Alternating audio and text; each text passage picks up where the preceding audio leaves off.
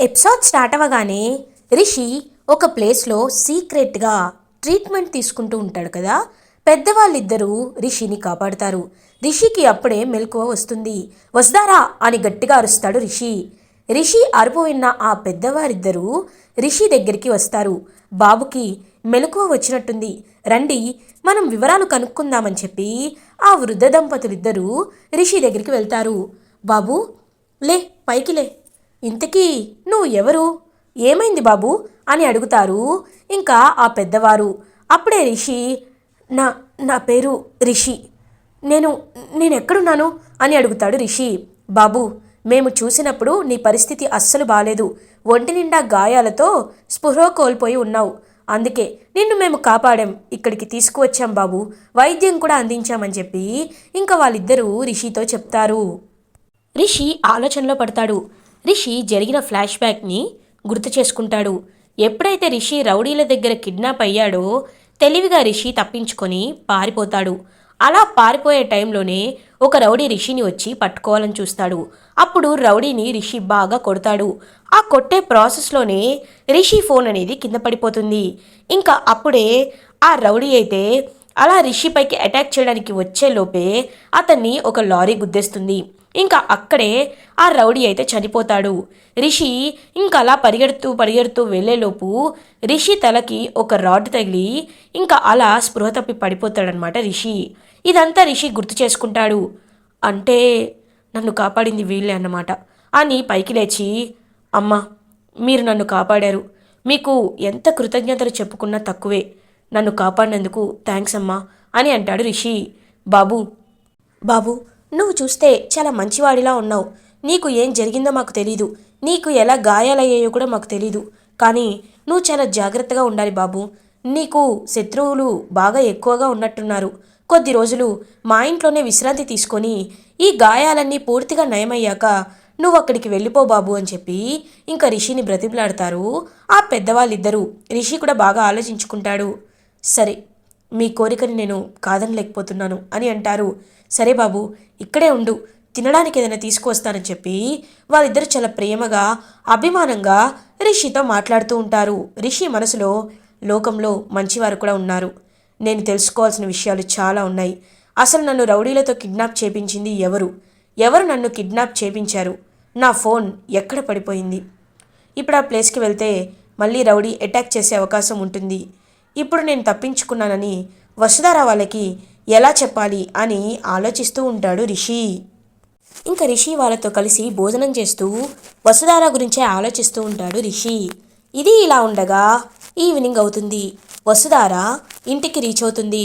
అమ్మ వసుధార, నువ్వు బాధపడద్దు, ఎందుకంటే రిషి ఖచ్చితంగా సేఫ్గా ఎక్కడో ఉండే ఉంటాడు, నువ్వేమీ బాధపడద్దమ్మా, రిషి మనకి ఖచ్చితంగా దొరుకుతాడు అని చెప్పి ఇంకా మహేంద్ర అనుపమ అయితే వసుధారకి ధైర్యం చెప్తారు. వసుధార మాత్రం అలా ఇంకా ఆలోచిస్తూ ఉంటుంది రిషి గురించి. తన రూమ్కి వెళ్ళి రిషికి తనకి మధ్యలో ఉన్న జ్ఞాపకాలను చూస్తూ గుర్తు చేసుకుంటూ ఉంటుంది వసుధార. రిషి జ్ఞాపకాలన్నింటినీ తలుచుకుంటున్న వసుధార చాలా బాధపడుతుంది. సార్, మీరు ఆ శైలేంద్ర నుంచి తప్పించుకున్నారని సంతోషపడాలో, లేకపోతే మీరు ఎక్కడున్నారో ఇంకా నాకు తెలియలేదని బాధపడాలో నాకు అర్థం కావటం లేదు సార్, కానీ మీరు ఎక్కడో చోట క్షేమంగానే ఉన్నారు సార్, క్షేమంగానే ఉన్నారు అని ఇంకా బయటికి వచ్చి చందమామని చూస్తూ రిషిని గుర్తు చేసుకుంటూ ఉంటుంది వసుధార.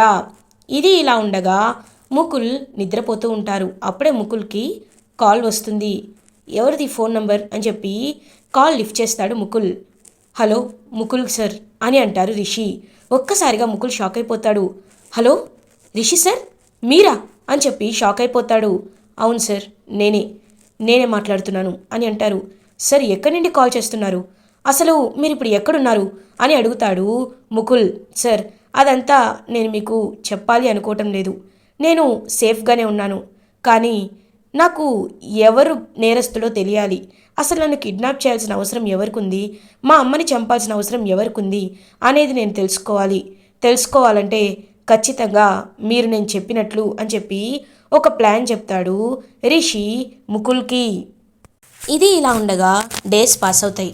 ఒక 2-3 డేస్ తర్వాత ముకుల్ అందరినీ శైలేంద్ర వాళ్ళ ఇంటికి రమ్మని చెప్తారు.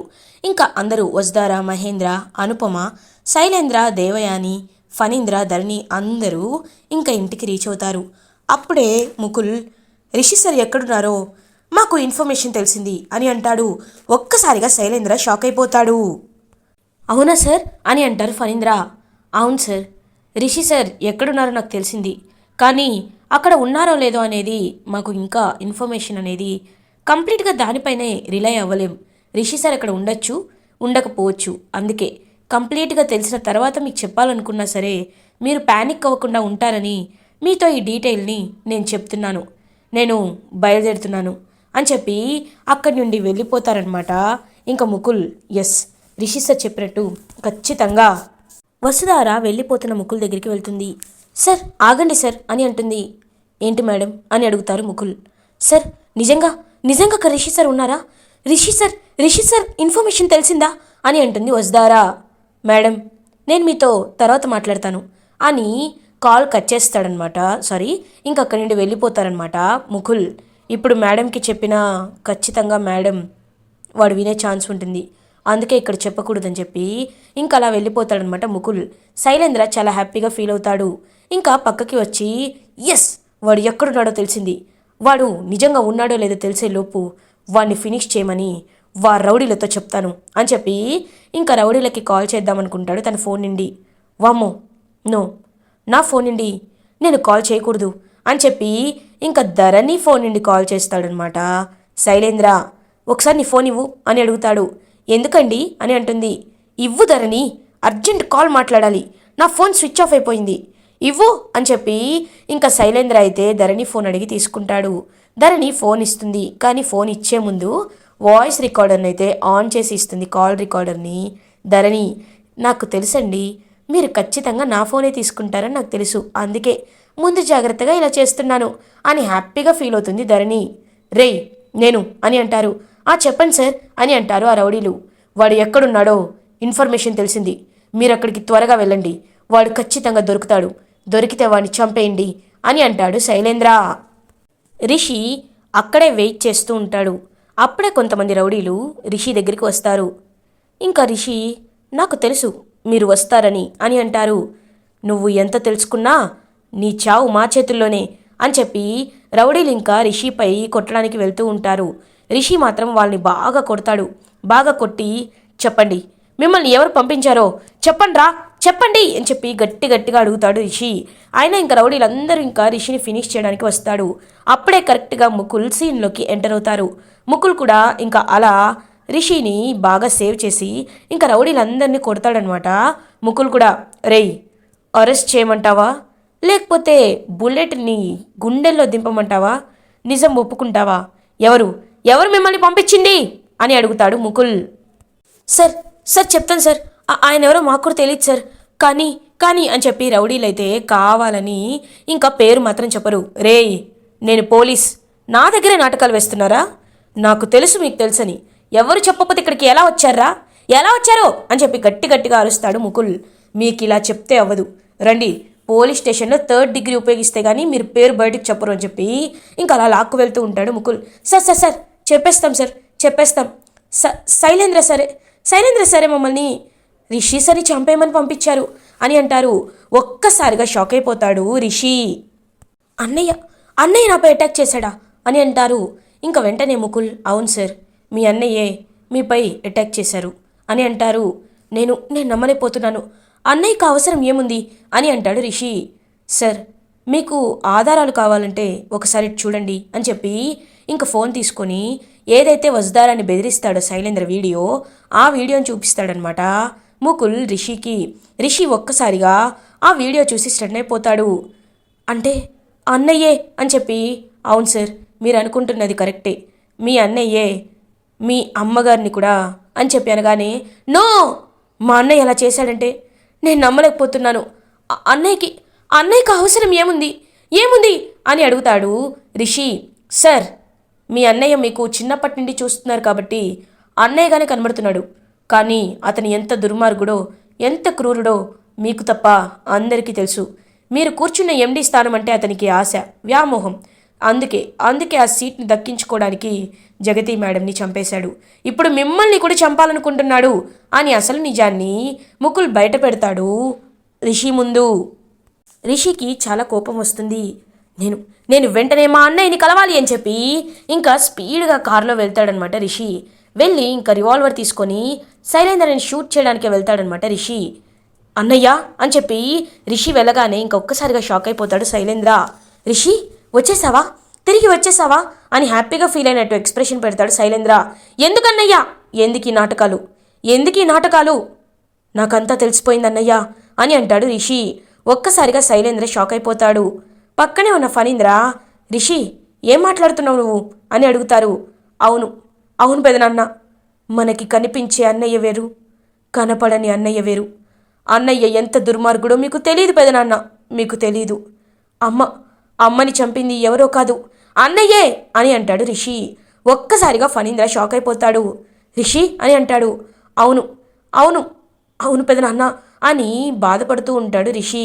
అప్పుడే దేవయాని, లేదు నాన్న, నిన్నెవరో మోసం చేస్తున్నారు, పక్కదారి పట్టిస్తున్నారు, నువ్వు విన్నది అబద్ధం నాన్న, అబద్ధం అని అంటుంది దేవయాని రిషితో. లేదు లేదు పెద్దమ్మ, ఒకసారి ఈ వీడియో చూడండి అని చెప్పి ఇంకా శైలేంద్ర వస్తారని బెదిరిస్తున్న వీడియోని అందరికీ చూపిస్తాడు రిషి. ఒక్కసారిగా వీడియో చూసి దేవయాని శైలేంద్ర షాక్ అయిపోతారు. నాన్న అదంతా ఎవరో అని అంటారు. వద్దు పెద్దమ్మ వద్దు, నేను ఇప్పుడే కల్లారా చూశాను. అన్నయ్య ఇంత దుర్మార్గానికి పాల్పడతాడని నేను కల్లో కూడా అనుకోలేదు. అన్నయ్యని నా చేతులతో చంపేయాలని ఈ గన్ కూడా తీసుకువచ్చాను, కానీ అని చెప్పి గన్ వదిలేస్తాడు రిషి. రిషి రిషి అని అంటాడు శైలేంద్ర. వద్దన్నయ్యా వద్దు, నువ్వు నాతో ఏమీ మాట్లాడద్దు. నీకు శిక్ష వేయాలంటే నిన్ను చంపడం మార్గం కాదు, నువ్వు మంచి మనిషిగా మారాలి, మంచివాడిగా తిరిగి రావాలి, శిక్షని అనుభవించాలి, అదే నేను కోరుకునేది అని పక్కకి చూస్తాడు.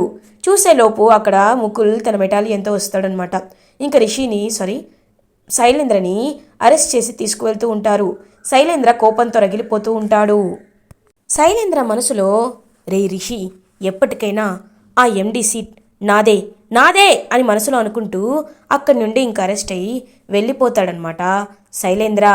ఇటువైపు ఫణీంద్ర చాలా బాధపడుతూ ఉంటారు. నాన్న రిషి, నన్ను క్షమించు నాన్న అని పాపం హక్ చేసుకుంటాడు రిషిని.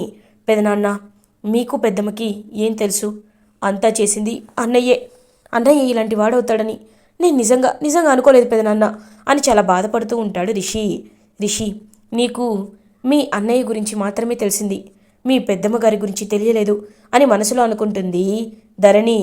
వదినా అని చెప్పి ధరణి దగ్గరికి వెళ్తాడు పాపం రిషి, నువ్వు ఏమీ బాధపడద్దు, ఎందుకంటే నేను ఈ రోజు గురించే ఎన్నాళ్ళ నిండో ఎదురు చూశాను. ఆయన దుర్మార్గాలన్నీ నాకు తెలిసినా నేను నీతో చెప్పుకోలేకపోయాను, నా పరిస్థితి అలాంటిది. కానీ ఇప్పుడు నాకు చాలా అంటే చాలా సంతోషంగా ఉంది అని ధరణి కూడా నవ్వుతుంది. ఇంకా వజ్దారా అక్కడికి వస్తుంది. రిషిని చూసి వజ్దారా హక్ చేసుకుంటుంది. రిషి కూడా చాలా ప్రేమగా వజ్దారాని హక్ చేసుకుంటాడు. సార్ మీరు అని చెప్పి చాలా ప్రేమగా రిషి వైపు చూస్తూ ఉంటుంది వసుధారా, ఇకపై మన జీవితంలో విడిపోవడం లాంటివి ఏమీ ఉండవు, మన జీవితంలో ఎప్పుడూ వెలుగులు నింపుతూనే ఉంటాయి అని రిషి ప్రేమగా చెప్తాడు వసుధారాతో. ఇటువైపు శైలేంద్ర, రే రిషి, నీ జీవితంలో చీకటే ఉంటుంది, వెలుగు ఉండదు అని మనసులో అనుకుంటూ ఇంకా అలా అరెస్ట్ అయ్యి జైల్లోకి వెళ్ళిపోతాడు శైలేంద్ర. ఇలా ఎపిసోడ్ ఎండ్ అవుతుంది.